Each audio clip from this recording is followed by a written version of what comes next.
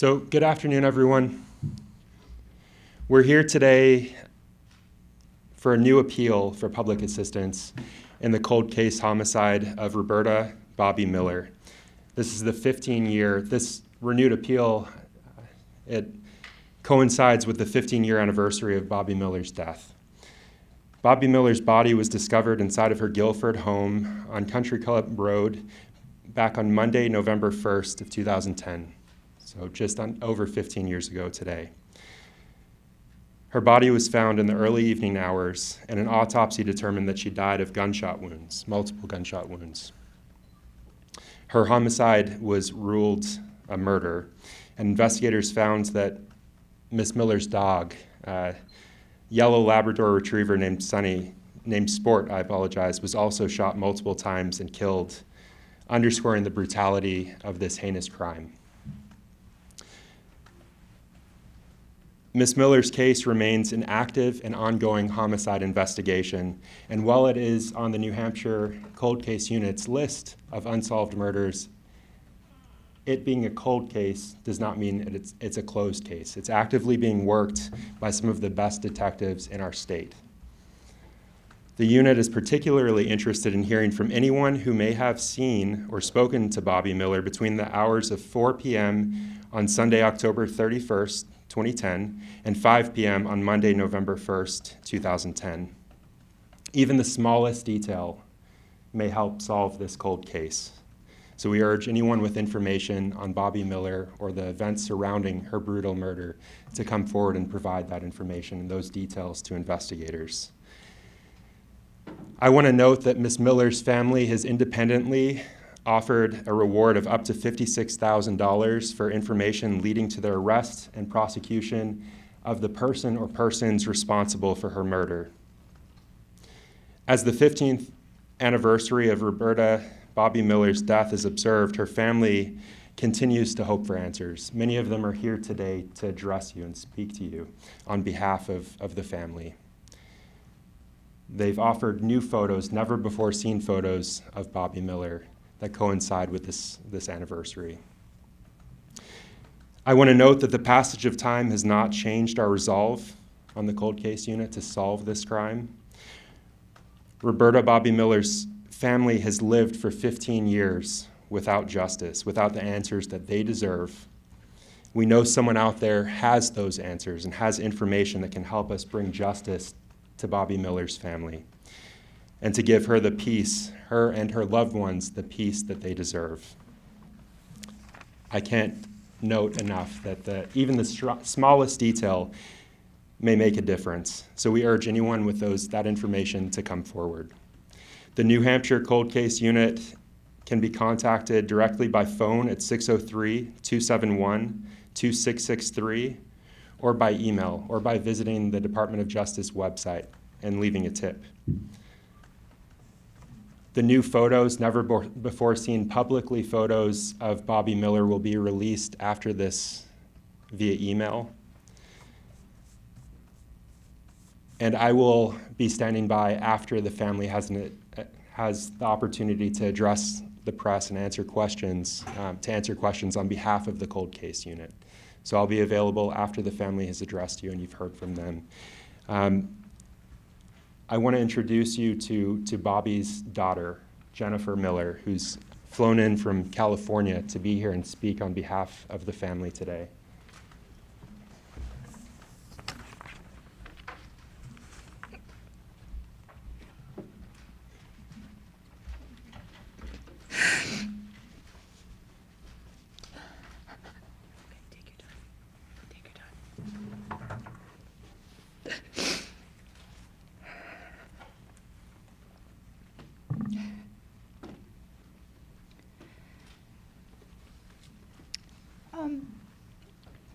Yeah, I think I'm just here to talk a little bit about my mom. And I guess looking for those extra bits that people might have that might give us something to go on.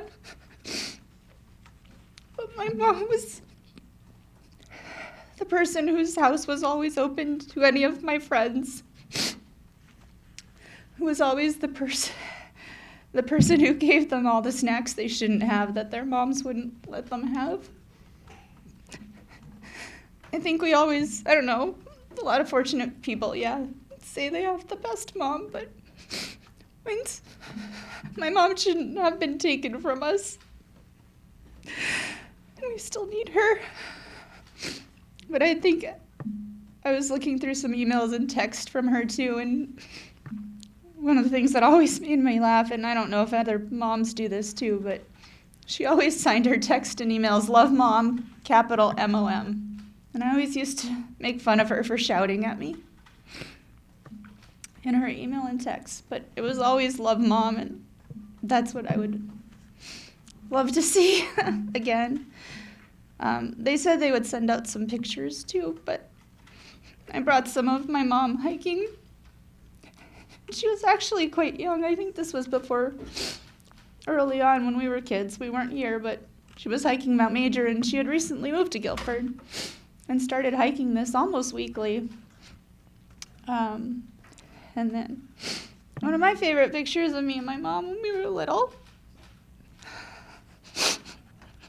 And this was the last time I got to see my mom, which is about 2 months before she died. But we went to Lake Placid to see a friend compete in an Ironman. And we got to see all the Olympic Village together. But they said they would send some pictures too.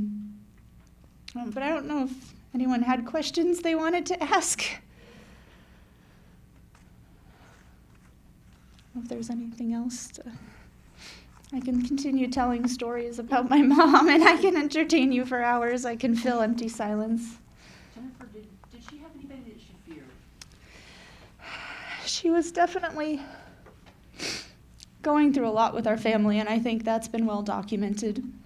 There was no one, that she was necessarily going around saying, but there was fear in my family, and just a tough time going through what my family was going through. How old were you at the time she was? I was 26. Where do you live now? Last that you were in Colorado. Are you in California now? I live in Pasadena, California. If I could do it all again, I would take a job here to put me into the house that night. There's been some changes in the Department of Justice where they have increased the cold case unit. Are you hopeful that new eyes and new, fresh blood on the subject, or focus on it could make a difference here?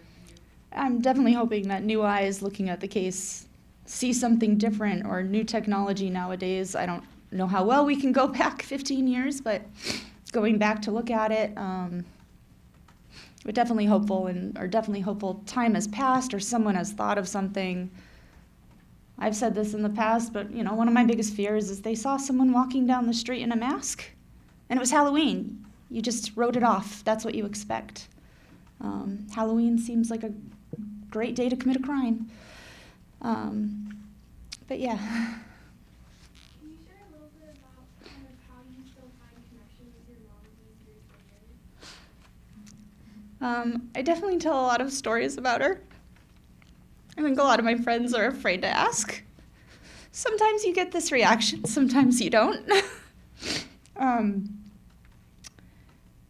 But telling the stories, and we drove cross country a bunch of times, so every time I repeat some of the things I used to do with her, that's definitely a way to find the connection. But certainly anytime I'm sick or something happens, I always wish my mom was there with me.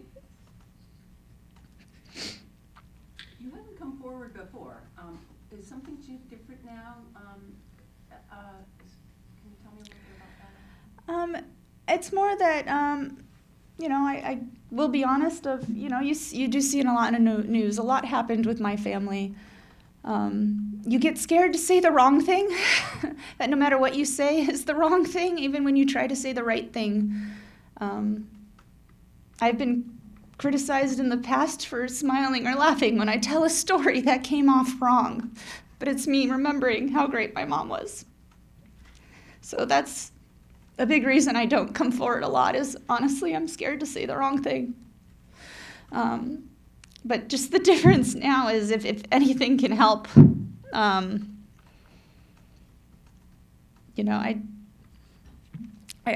would do anything. So if anyone here thinks that this could help, it's worth doing.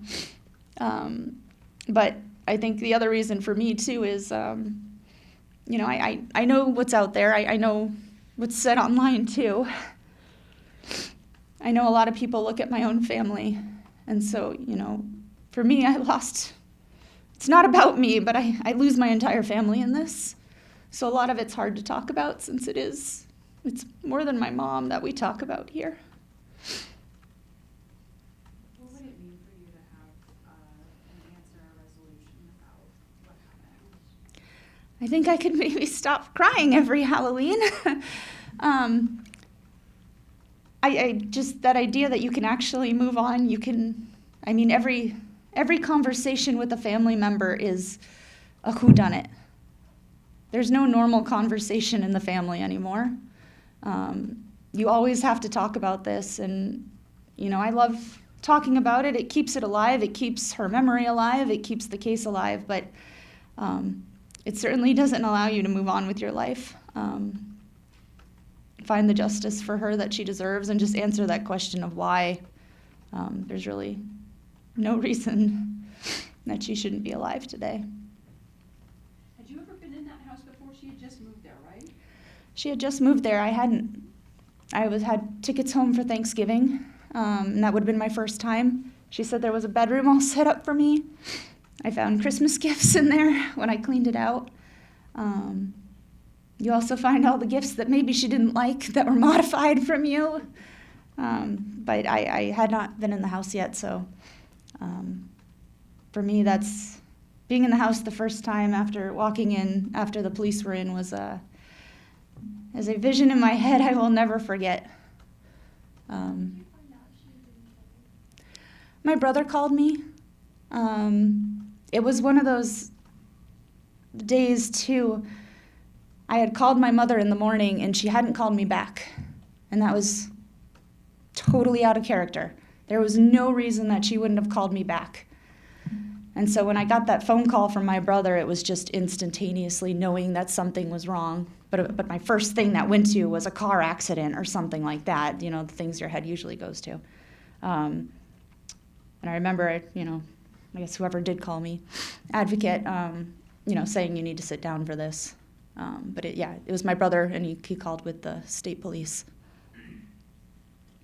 Tell me a little bit about the dog. Was it a new dog to her? Was it a new dog in the neighborhood? Was it a barker? Was it what can you tell me about Sport, yeah. He was a big dog. He was too much for my mother to handle. In reality, I think he pulled her arm out of her socket a fey times. She had had him for a few years. He was a big barker. He still barked at me despite knowing me. I, of course, wasn't there every day, but he did still bark. I've gone over that in my head a million times. I do think it's likely he barked at someone, whether he knew them or not, but that's definitely a sticking point for me that I go over and over again is what can I glint out of that aspect of the case. But he was a barker. Was he really protective of her? He was relatively protective, but he was sort of a big, goofy dog. So I don't think he would have attacked anyone, but he would have, been there next to her. Had she spoken to you at all about, I know the neighborhood has got like a golf course on the other side, right? So you've got neighbors, both down the road. Had she said anything about the neighbors, whether there was any interactions with them that was negative? No, I don't think she had met them all that much. Because I think she had lived there 2 months about. So no, there was nothing about negative interaction in Gilford. Why did she move to Gilford?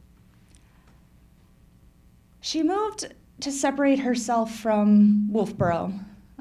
We owned a business there. We had grown up there. Anyone from around here, right, knows every community is a pretty tight-knit community. She certainly wanted to separate herself there, and moving to Gilford put her closer to my brother as well. How about, she was going to business school, right? Mhm. Was it closer for her to go to that school in Gilford, or was it online? Tell me a little bit about that. She was going up to North Conway, so it was not closer, but a lot of it was done online, submitting homework, things like that. So some of it was done online, some of it was driving in person. It sounds like she was in a little bit of a period of transition, having just moved and like adjusting to the commute in North Conway. Can you share a little bit about what some of her hopes were for that next chapter of her life, like being in town and everything? I think she really wanted to get a career for herself. She certainly focused on her kids growing up, and I don't know, that's probably typical of any mom, right? You focus on your kids and you often put some of your dreams to the side. But I think it was her learning to be on her own, which was a big one. She definitely wanted a career. She had jumped around to jobs growing up, a paint shop, helping out at the car dealership, a flower shop. She had sort of picked up essentially wherever the help was needed in the community. And she was looking forward to getting her business degree, getting a college degree, which she didn't have, and trying to see what she could do with it, I think, on her own. She grew up in Manchester, right? She went to Manchester Central, class 75. Yep, right? Sounds right. Did she stay in contact with her high school friends? She stayed in contact with a few. She definitely mentioned them sometimes. Some of them were very kind after her death when they saw it on the news and reached out. I'll admit I'm not super familiar with them. Going back, there's so much you would do differently too, but, our life was her bringing me to basketball practice and things that really don't matter now when you look back. But yeah, she did stay in contact with some of them. Do you think this was random? No.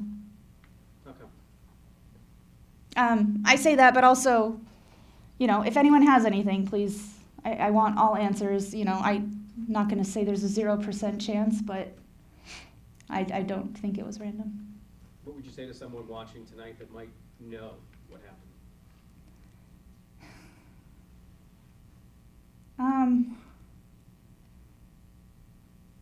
I think the problem with all of this, too, is that you see so much on TV and you see the way things work and you get this idea in your head that, I don't know, you can say something to reach out. I guess I'm a pretty big believer on, you can keep a secret if you're just one person. I'd like to, and I'd like to say that person is going to feel sympathy for the family, regret for what they've done, understand the impact that keeps on going and is going to go on forever if we don't find justice.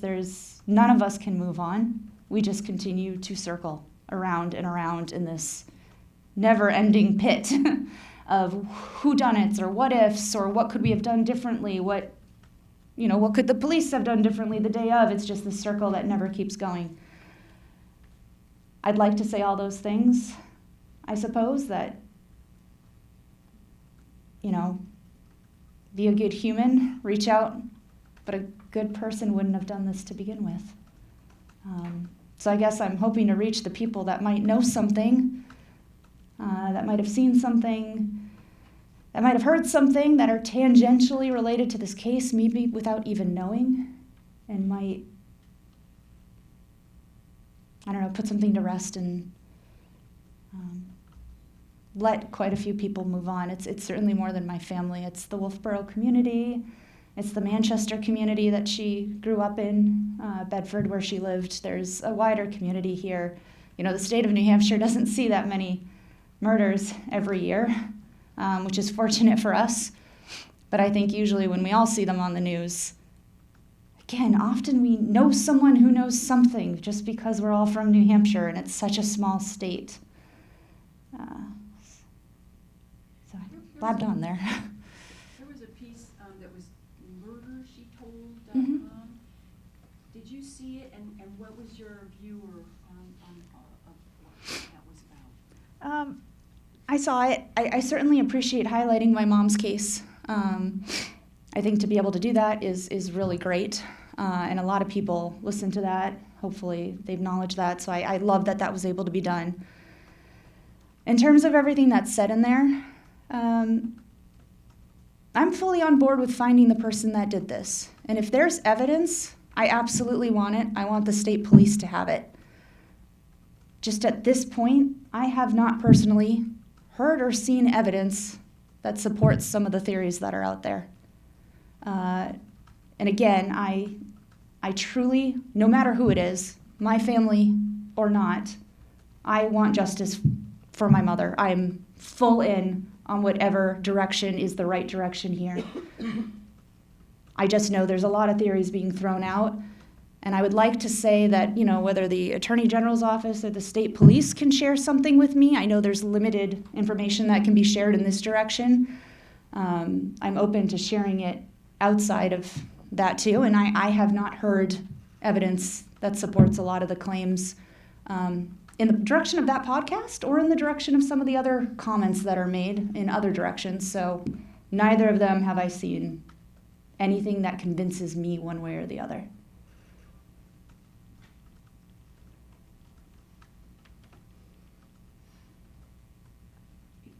If you could point to a motive, would money be a motive?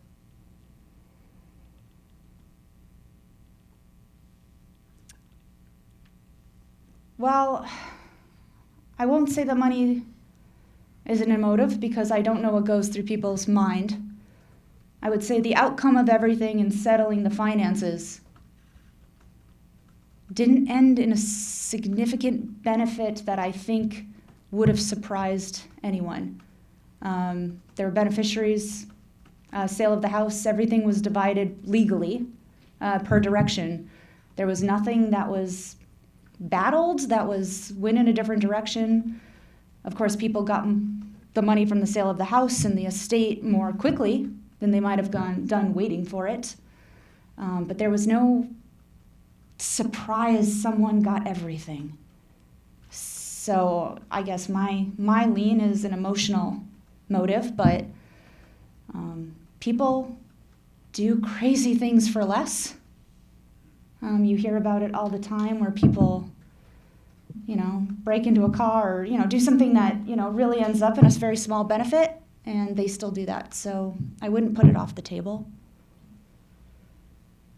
At what point did your family decide to offer a financial reward for information? That was pretty quickly that we wanted to do that. I guess that's an interesting one, and I'm tossing you guys a curveball too, since this is a relatively new team. That was interesting and something I would like to figure out how to do better in the future. We quickly wanted to offer a reward. Trying to figure out how to set up a reward and maintain it is a surprisingly difficult thing. It was pointed out to me when I go back and I read a lot of articles about rewards. A lot of them actually state, they state the caveats of how they're being written. You get this reward, and that is true, but it's not necessarily that the state police hold the reward or there's this magical reward bank account that accrues interest. It's actually quite difficult to have a reward, keep that money in a pot, and have it not just be like a pledged amount of money. But it's an amount of money that we actually do have put aside. It has not been touched. But I'm rambling there. It's something I would love to actually be able to fix for future families if they want to do it. There's, trying to find a lawyer who will hold that money so that it's not held with an individual family member. It's a surprisingly detailed process that I still haven't quite figured out how every other family does it. What are the criteria for getting that award? What do you have to, is it leads to the conviction? Leads to the conviction, yes. We're looking for the information that actually can be verified and used in this case. So, yes. What impact would you say this has had on your life? I think psychologically, you could probably go down a lot of impacts of my own personal relationships with people. Certainly an impact on my closeness to my family is probably the biggest loss for me. It's hard to maintain those relationships when you have everything coming at you from the outside world and from the inside. Certainly Halloween I avoid like the plague every year. It actually used to be my mother's favorite holiday, which is a little bit amusing in some way, I suppose. But certainly, when I go to other people's houses for holidays, they let me cry in a corner if I need to. So impacts pretty much every day you think about it. Do you do anything specific on her birthday or the anniversary of her death or any time during the year to commemorate her? I usually go hiking on Halloween. I usually borrow a friend's dog, take them out hiking, skip work, and that's what my mom would want me to do, I think. Or make her soup? I will be honest, my mom was not a great cook. There was a lot of frozen meals, and I guess to tell one small story too. She got very mad at me one year because I told a friend at school that my mom made the best gravy, and she apparently told her mom, and her mom said, I want the recipe. And my mom sat me down and explained that she makes gravy from a can, and she was very embarrassed to tell my friend's mom that she made gravy from a can. And I was like, I thought gravy came from a can. I think I thought mashed potatoes came from a box. My mom had dinner on the table for us every night, but cooking was just not one of her favorite things. So I've made the soup, but I'll admit I inherited my mom's cooking abilities. Is her mom still alive? Mm-hmm. Yep. She must be, what, 90? She's 95. Yep. My mother would have had very good genes. Well, I remember that she had said that she made Bobbie's soup. It was something that she Yes. made Bobbie. It was, anyway, that was what it was really. Yeah. No, and she makes it all the time still as well.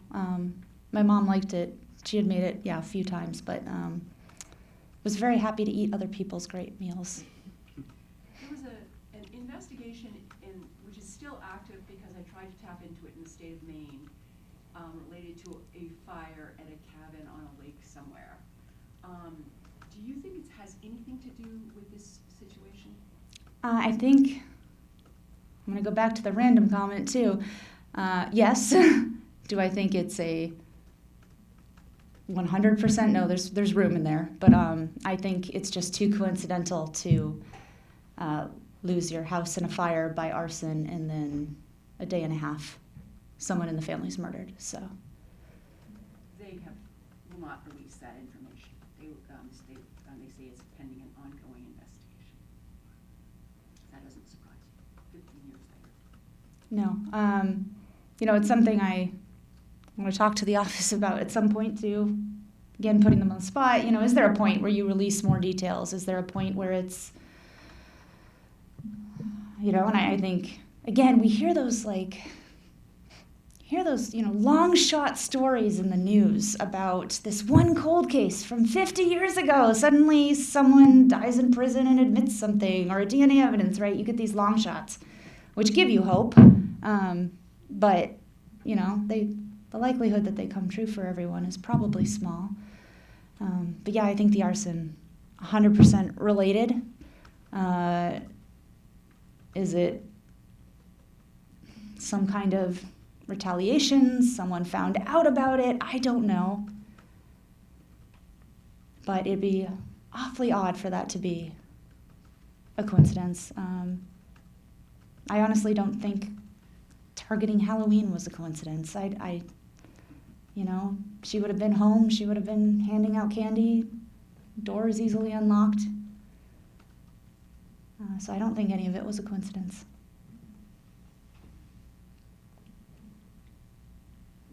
How many siblings do you have? I have one. Is Jonathan younger or older? He's younger. About 2.5 years. You work for NASA. I do, yeah. What do you do there? I'm a thermal engineer. I worked mostly on the Mars rovers. When this happened, where were you living? Pasadena. I think the airline, me handing the woman at the counter her trying to tell me the cost and me just crying, saying it doesn't matter, crying the whole plane line. I do think that's what I tell people who've moved far from their family. When you get that call and you can't get there immediately, it is a terrible feeling. What were you doing when you got the call? I was actually, that day, I was hiking when it actually happened.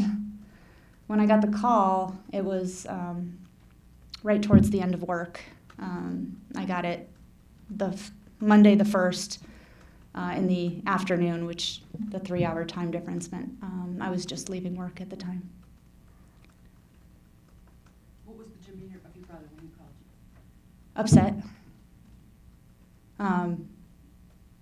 He repeated a lot over and over again. I have to tell you this, I have to tell you this, I have to tell you this. But visibly very upset about that and telling me to sit down, and he had the state police with him.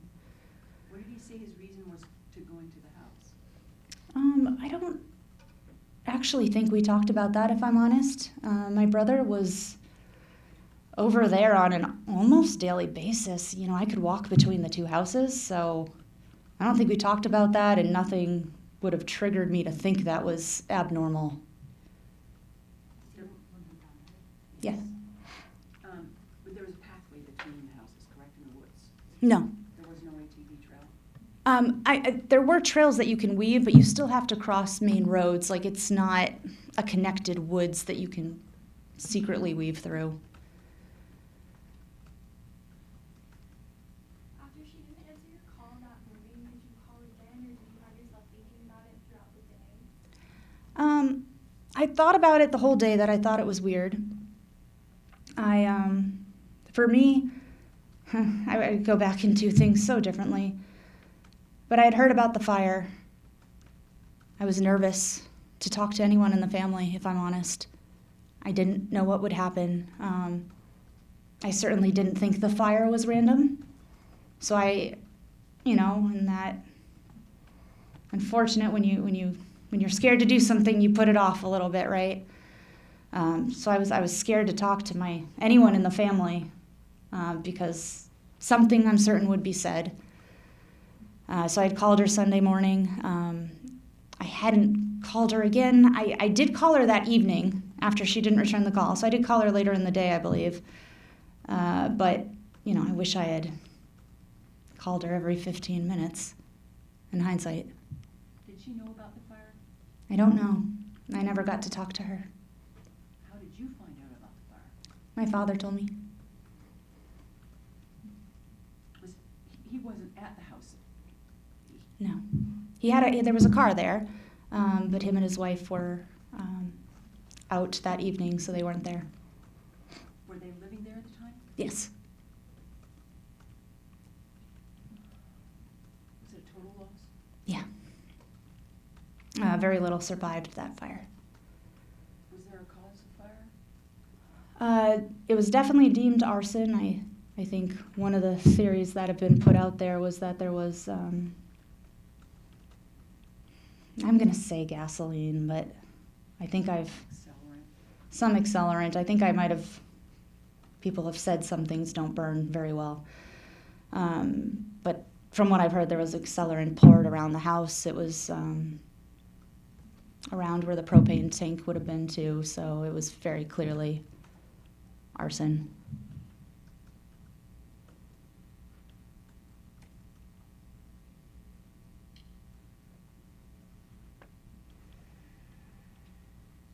How did your father react when he told you about the fire on the phone?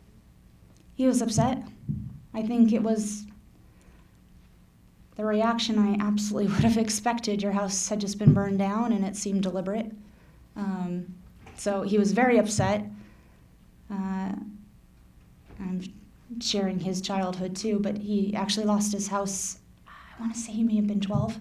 So this was the second time my dad had lost his house and everything. So for him, certainly traumatizing to go through it again, and scary to think, had he been sleeping, things could have turned out differently. So he was upset. So at this point, are there any other questions for Jennifer? Okay, seeing none. Thank Thank you guys for asking questions.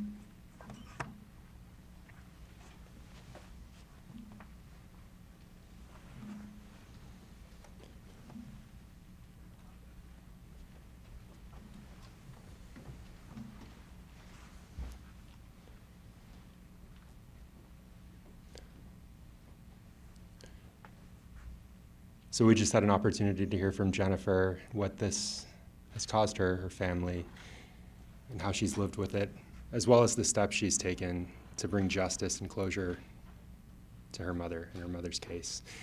We also have additional members of the family. We have Bobbie's sister here to address everyone and answer questions. Bobbie's ex-husband, Gary, as well as Bobbie's 95-year-old Bobbie's 95-year-old mother. So we'll welcome them at this point.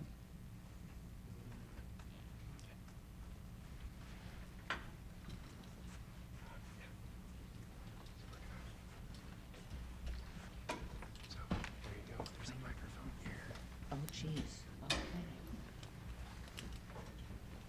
You can come on up.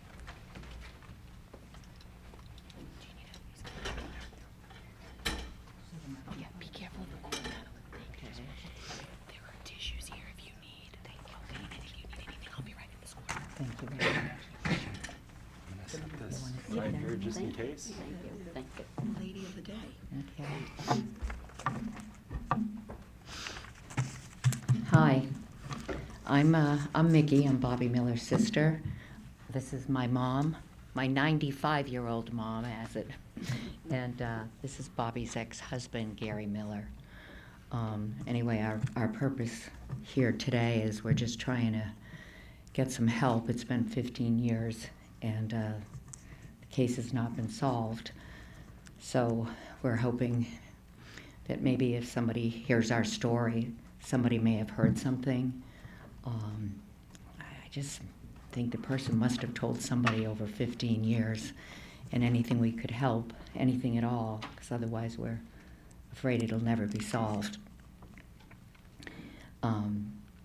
But she was taken from my family. I'm from a family of 6 kids, and it affected our family tremendously.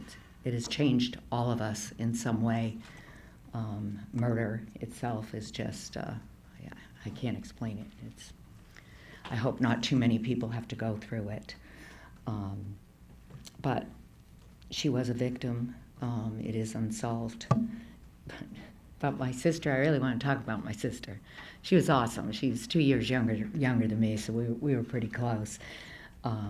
She was vibrant. She was kind. She was one of those people that when you met her, she'd like go sit down with somebody that she never even knew, and an hour later they're like best friends. She truly was interested in people. Like she would really sit down with them and talk to them. I always kind of liked that one. She would drop anything to help anybody, no matter what was going on in her life. She was devoted to her children. She would do anything for Jennifer and Johnny, were the names of her 2 kids. She never met a stranger. She was really crafty. I have all kinds of stainless glass things that she made me for Christmas, like a tree, and she made a stainless glass of a deer. My brother's a hunter, and she was just one of those that loved crafts and liked giving them away. So I'm glad I still have a lot of memories there, as well as my mom does as well. She was carefree, adventurous, full of life. She was a free spirit, and she spoke her mind. You knew what she said. She didn't pull any punches at all. She was, I remember at Christmas, like, 'cause big family, we'd all get together, play Christmas music. We'd all be like, Bobbie would be like dancing around the house, and she was just happy. But one of the things about her that I'll never forget that's really funny, she didn't wear jeans. And you're talking the 70s and 80s. She just never wanted to wear jeans. And all of a sudden, I don't know how old she was. She might have been in her 40s then. She wore jeans. Like, she came into my mom's house, and we're all like, oh my gosh, Bobbie has jeans on. But they had an elastic waistband. And we were, anyway, it was just a fond memory. I'm kind of going all over the place. She loved her dog, and her dog's name, it was Sport. I think on the news this morning I heard somebody said Scout, but her dog's name actually was Sport. And she used to hike a mountain, Mount Major, all the time with Sport. That's where some of their ashes are.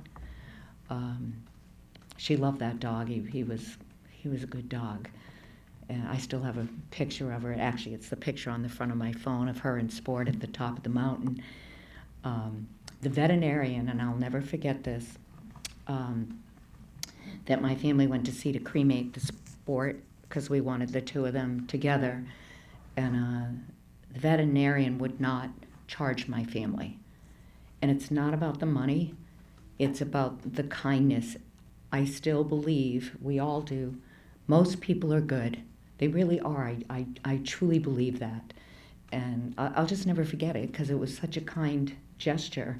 Unfortunately, there are some bad people out there, but you can't live your life that way. So we're hoping maybe somebody heard something and they'll come forward and do the right thing as well. She was honest to a fault. She was my dad's favorite out of the 6 kids. We used to always say, "You're her favorite, Bobbie." She always got away with stuff. She always if she had to be home at 11:45 at night, she'd be at 12 at night. She'd always be 15 minutes early, just to impress my father. Then my father would go to bed, and she'd be sneaking out the bathroom window. Like, she just always got away with stuff. I always got caught. But anyway, it's been 15 years. We still don't have answers.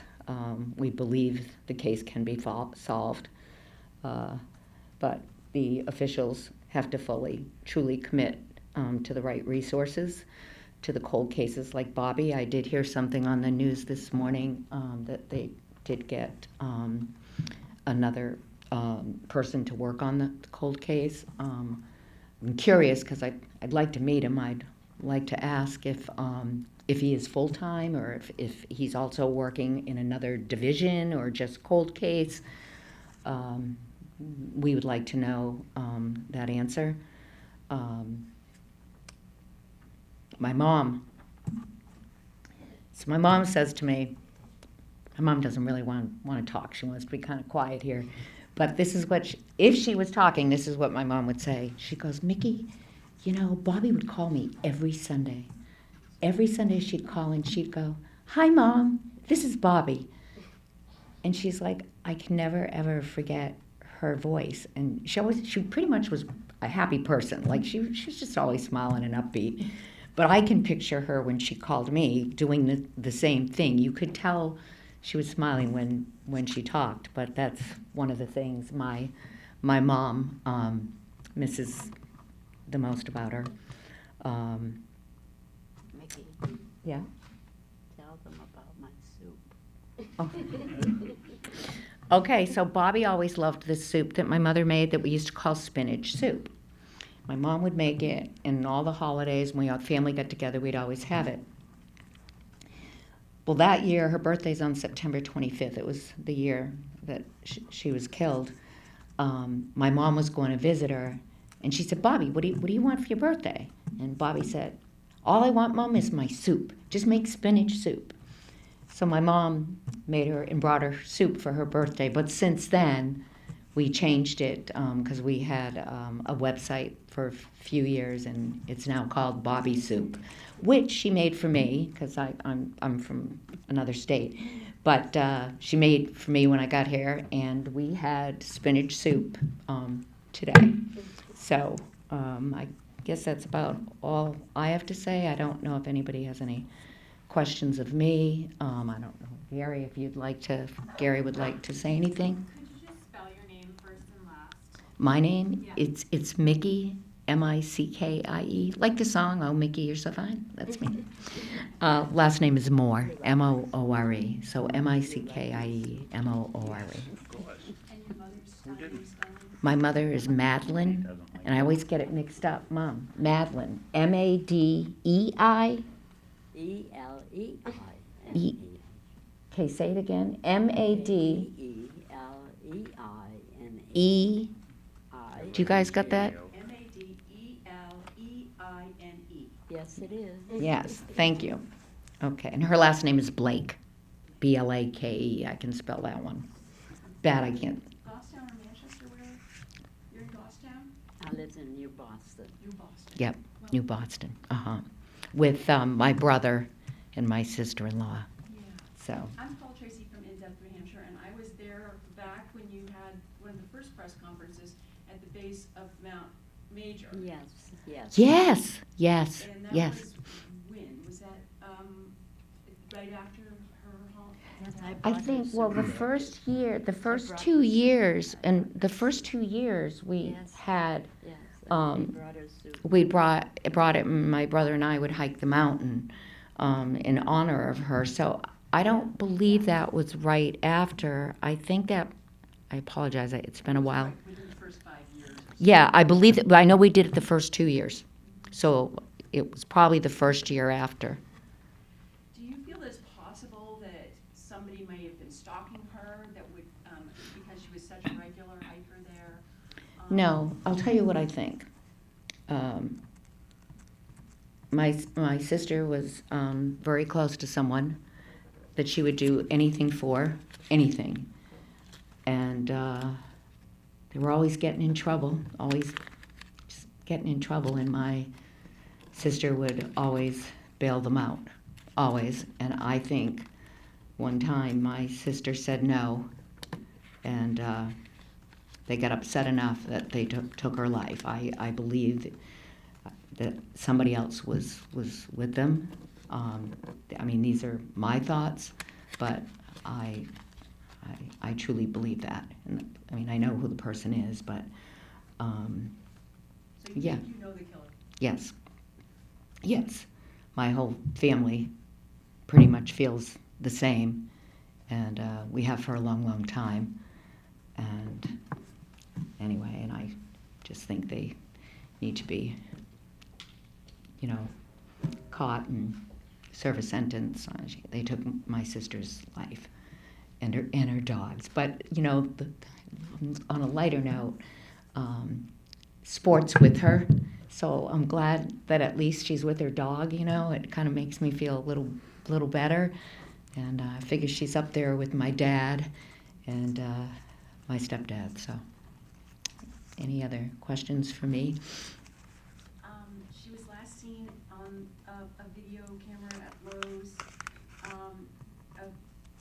Do you know what day and what department she would have been in, and whether there were other people that were identified in that video? I don't know that, and I believe she was killed on a Sunday. I think it was on Saturday or maybe Sunday that she was there, but she was building. She talked to my mom that morning, and happy as can be, she was building flower boxes for the outside. She had bought a house. I think she had only been in it maybe about a month, maybe 2 months at that time. And I think she went to Lowe's to get things to make the flower box. So, and I do know, that it was on camera. That's how they know she was still alive. Oh, wait a minute. It was Sunday that she went, because she was killed on Sunday. And they did say that they knew, at such and such a time she was still alive, because she was seen there. So, Probably in the wood department or the garden center or just. it was to build the boxes, so I think it might have been like screws or something like that for the boxes. I don't believe it was for the plants, because she said she was building the boxes that day, right, Mom? Built this time of year. Yeah. Yeah. So I believe that was it. She did talk to my mom that day, and which I already said, but she told my mom she sounded real happy. She was working on the boxes, blah, blah, blah. But she did tell my mom she was afraid that day. Yeah, she told my mom she was afraid. She didn't know why. She was just afraid. And I personally think that the person she was always helping out probably did or said something that scared her. And maybe that's why she said that, because that's not a typical thing that my sister would say. So it was kind of bizarre, you know. Had she said anything about the fire? Did she talk at all about the fire? No, I do know that her daughter called my mom and told my mom about the fire and asked my mom not to tell Bobbie. So my mom did not. I don't know if she found out later. Gary, did you know anything about that? I didn't realize that Jen had called. Oh, okay. Yeah, so, On Saturday. I know that, I tried to call Jen that night and couldn't get a hold of her. because the fire, I believe, was on a Thursday, and she called my mom on Saturday. On Saturday. And my, I yeah, never mentioned it to Bobbie. yeah, she didn't say it. Jen said that she wanted to tell her herself, which again was a little odd, but You spoke about the individual we've done this being with somebody else. Do you know who that somebody else is and whether they're still alive? I think we all think we know, and yes, they are still alive. We do think we know, and I could be wrong in that, but I think crazy thing. This isn't the only reason, but I went to see a couple psychics too. You know, you just look for help. Tell them how I found out. Yeah. On You Tuesday morning. You just look for help. I will. How you look for help, and now I just lost my train of thought. I'm sorry. Psychic? Yeah. So, the psychic said that there were two people there, and one was in the house and one was out. And the thing that was strange is she said to me, and one of them had like, I can't say it, but something about their hair or their head. Something looked different. This is what she's saying to me. I can't explain what it is. We'll come to find out the person that I believe who did it had a mohawk. When I saw him right after my sister was killed, he had a hooded sweatshirt on, but a couple days later, he had it all shaved off, so he looked, regular. But anyway, it's something crazy. It was a psychic, but it just kind of, I thought, was a little. We don't know who was shot first, my daughter or the dog. Sometimes we wonder. We all talk about it and wonder if maybe they shot the dog first as a, hey, to get her to do something, or I don't know. That was a guess. One thing my mother it's always been on her mind that she just wanted me to speak for her. She just wanted people to know how she found out. She got up at like 6:15 in the morning, and she was watching the news. On Tuesday morning. Tuesday morning, and they said that a woman was killed in her home in Gilford, and my mom knew. Maybe it's because Bobbie said she was afraid the day before, but my mom knew it was Bobbie, and that's now when she later looked at her phone, her two children did call her in the middle of the night and did leave messages to, call. But that's how my mother found out, and it's always, just been a hard thing for my mom. Anything else for me? Where do you live now? I live in Tampa now. Yeah. But I come here a lot, visit my mom. And anytime they need me for anything, I'm here. We have a great family. I mean, we're a big family, but it's a great family. It really is. That's my mom's always like, how could this happen? We're such a good family. And I'm like, Mom, we still are a good family. We still are. She's not we loved our sister. I mean, really, seriously, she was just awesome. She didn't know she was going to go that day. Like I said, she was working on her flower boxes, happy as can be. She didn't know it was her last day, And you never know. And that's why, I'm like, we come from a good family. It doesn't just happen to bad people, It can happen to good people too. And I wouldn't wish it on anybody. All I want is, please, please, please, if anybody anybody, no matter how minor it might be, please call the state police. They do have a hotline number. I think they're going to show after. They had mentioned that to me. But it would be the state police hotline, which you can also look up. I did have originally, my family, we put this together 15 years ago. So it was just, we were offering reward money of $53,000. I believe it's increased now. And it was money from the family and some outsiders that had all donated just as reward money. Normally, reward money is for people that are missing, not for people that have killed. But this number is not the same. We did check that, just so you know. But yeah, that's another picture of my sister.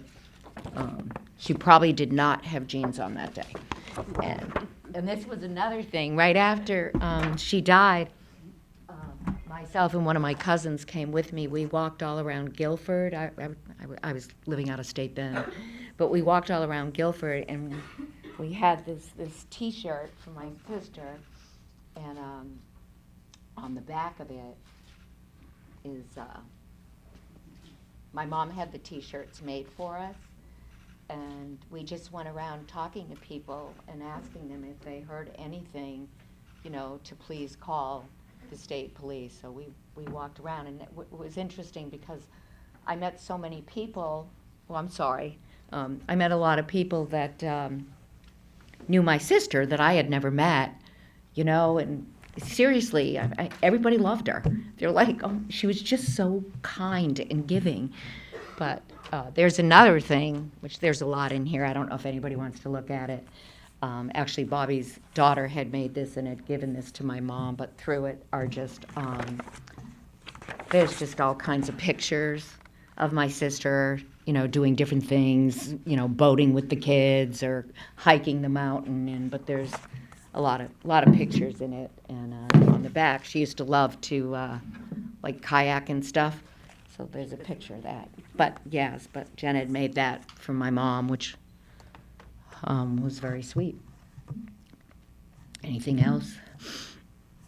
I have a question for Gary. Okay, Gary, you're up.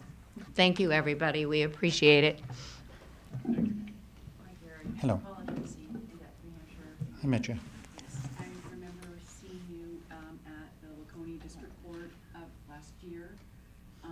And I remember speaking to you both, Jonathan and you, and I remember both of you saying that you believe the other was responsible for the death. Johnny has said that, yeah. Do you still maintain that position? Well, I have no other reason or no other avenue to think. The facts are the facts. Police have all the facts. Nothing has come to light that I'm aware of. As you know, I'm the ex-husband. I'm sure there's a lot of questions about that. But I don't get told stuff directly. I hear it through the grapevine. I hear it on the street. I hear it from Kenny. Fills me in on stuff that he's able to fill me in. To my knowledge, there's been no other person of interest. So I don't know what to say any more than that. What's the status of the investigation into the arson of your house? Well, that's a convoluted question. Back when this all happened, the house was burned down on the 29th of October, 2010. Bobbie was murdered on the 31st, which is Halloween. 2 days later, common sense, you would think they'd be related. Can't imagine two tragedies happening that close, but I guess God has his will. The fire investigator, and I can't recall his name right now, I wish I could, was very, very experienced. He was, in fact, a retired detective from the city of Portland, Maine. And as I understand it, in Maine, the major cities investigate their own homicides as opposed to New Hampshire. I believe the state police step in every case. He investigated a homicide in the city of Portland and actually was very instrumental in solving it. In fact, a book was written about, I won't say necessarily him, but he commands most of the story.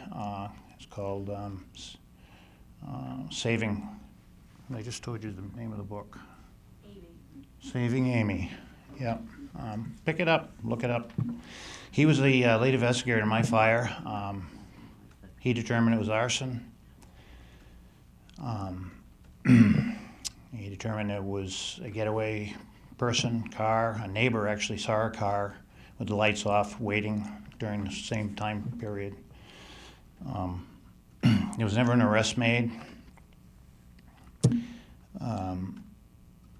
I was told by this investigator that early on, anyways, that he was told by New Hampshire State Police to kind of back off and don't interview the suspect, and that the murder was more important.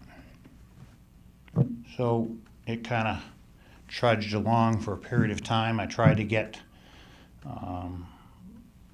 him and the investigator at the time together, which I think did happen. In fact, it did happen one time. At least once, and I've been told by state police since that they've met numerous times, but that I can't confirm. What else can I tell you about it? Other than that little tidbit that he was basically told to kind of back off, and I took it as an insinuation that, you know, New Hampshire's got a big case going on, and they're in charge of this, and you know, you're a Camp Scout investigator, Camp Scout fire investigator. Yeah, So, excuse me, I think my sister Bobbie had told me that the person of interest that was mad at you about something, and I'm thinking maybe that's why I they don't know. burnt the cabin down. I don't know. Kind of protecting Yeah. Bobbie, but that's just I don't a know. thought. I do think it's I'm not here. I'm not here up here to point fingers. I'm. If I may, I'd like to say a little piece. And I think I'm speaking not only on behalf of the Dion family, my children, myself, speaking for the other 126 cold case families. But we talk about closure, we talk about justice, and I think it falls on deaf ears for families or people that haven't personally experienced it. I think this has been said, you know, you don't really know how somebody feels until it happens to yourself. I was part of that family for 30 some odd years. Bobbie was the mother of my children.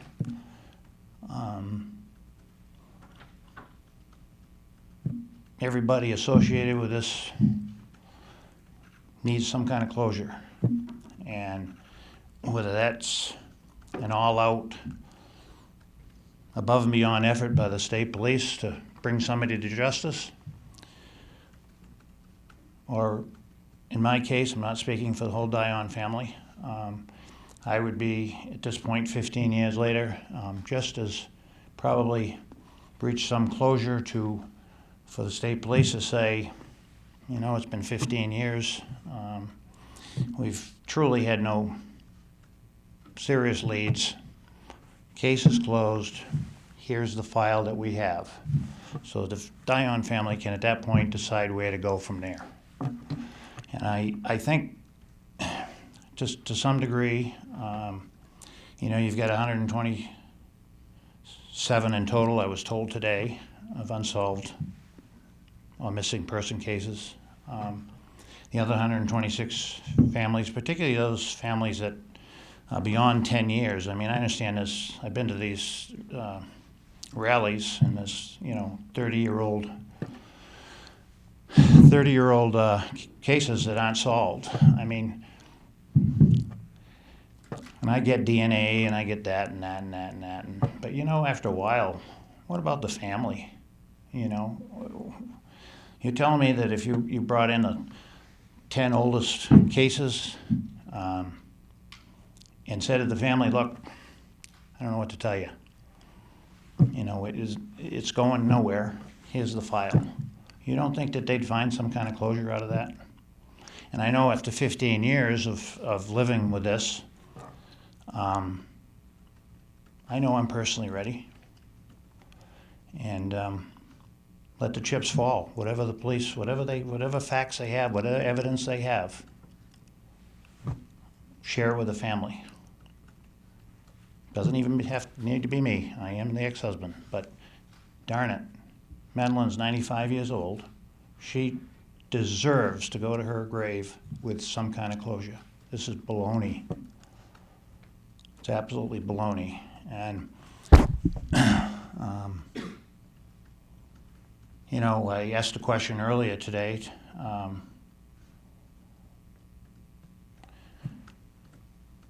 The difference between a cold case and an active case. And apparently there is no difference. A cold case is active. So as long as it's active, in the state of New Hampshire, precedent set by I think it was Murray case. Are you familiar with that case? Where that family took the state to court to try to obtain the investigative files, and it was determined that it was still an ongoing case, and as a result, so that's obviously being applied in Bobbie's case. 15 years. I mean, what? Look at everybody's eyes. Anybody look at me in the eye and say, at what point do you as a family need closure? You need to know what the heck happened. What happened in that? But, you know, just to hang out there for months after months after month after year after year after year without any, and I get it. You know, Bobbie and I went our separate ways, but what about Bobbie's family? What about my children? Why don't they deserve the truth? Why don't they deserve closure? My daughter and my son have to live the rest of their lives without closure. I've already figured that out. I'll have to. But at what point? And I would ask the media to ask, I don't know where you go from there. I know it's a legal process, but darn, there's got to be some rationale to it. You know, I just stumbled across a new law that the federal government passed, and just passed it in 2022, as a matter of fact. It was a homicide Victim Rights Act, and basically the U.S. Congress came to the conclusion that after 3 years of no closure, that a family member has the right to request the case be reopened and revisited by somebody separate from the original investigators, by the way. Well, it turns out, after getting excited about this, it's for federal cases.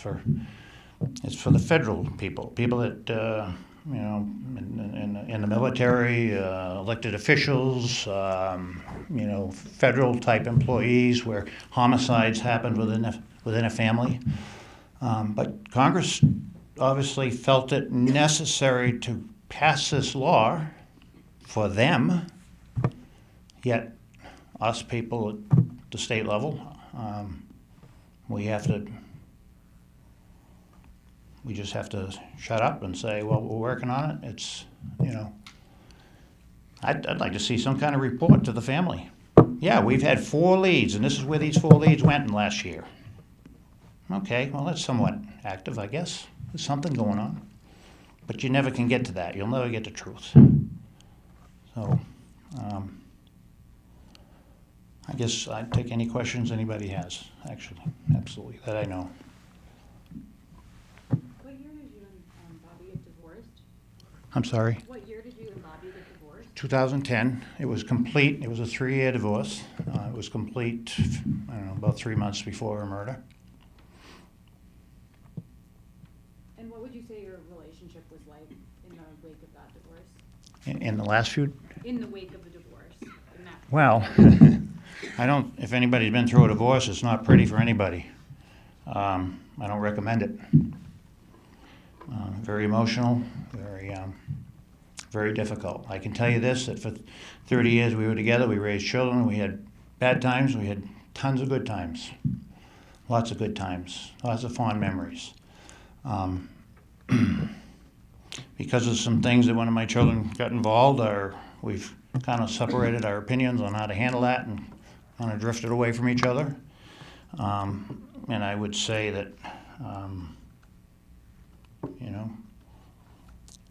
it was not a great relationship at the end. I mean, it was dragged out 3 years. So, but she was moving on. She bought her own home. She was pulling her bootstraps up, as I was. It just, we were both moving on, and it is what it is. There's nothing more to it than that. Those are all the facts. Where are you living now? I'm sorry? Where are you living now? I live in Acton, Maine, where my camp was burned down. I did rebuild a year-round home there. And what's your last name? Miller. Were there any incidents of violence between the two of you during your marriage? None. Or restraining orders? Nope, not one. Check it out. Does your son still have a restraining order against you? Well, that's an interesting case. No. I'll leave it at, But he doesn't. the judge dropped it, yeah.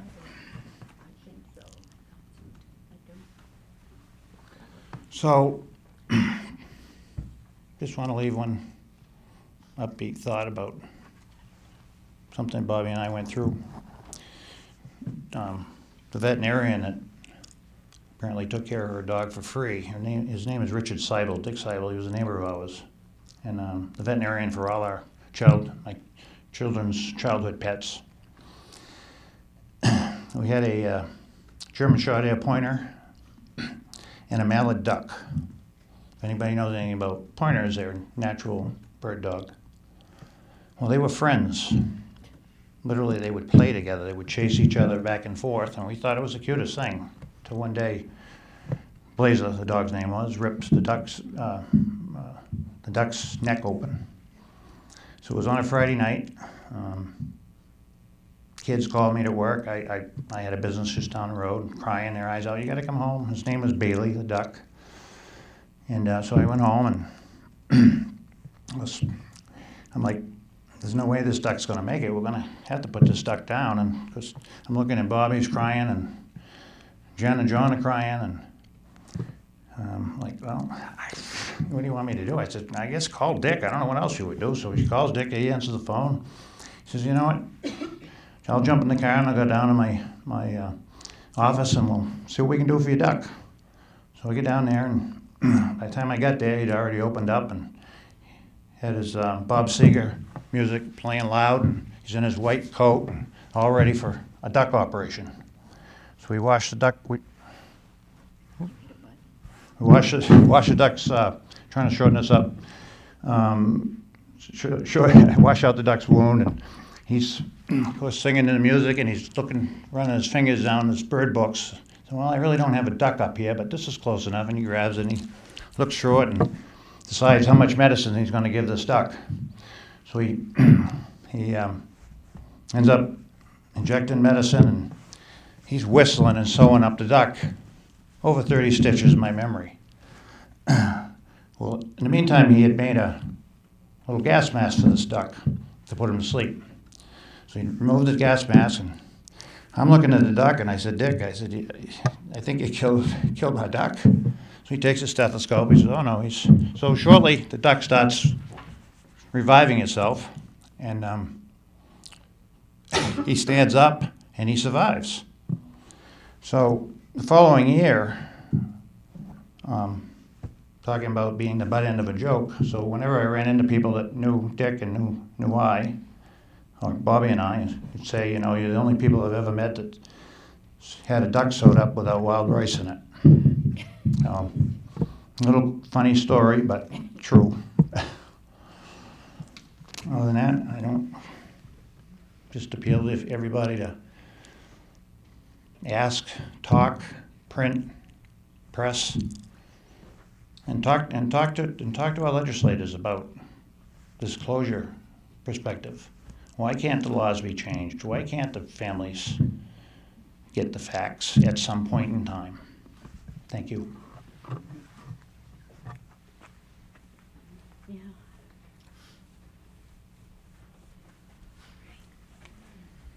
Thank you, Bob.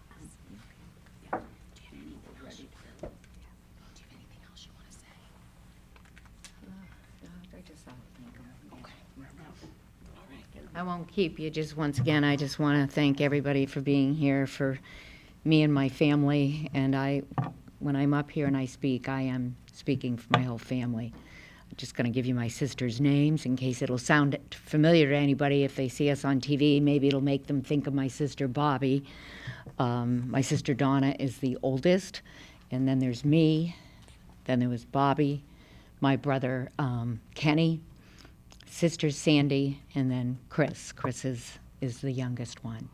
But we all want to thank you for your time. It's greatly appreciated. And of course, my mom. Thanks. I'm very blessed. Thank you. I'm very blessed. All right, thank you. Thank you. We'll lead you out if you're ready.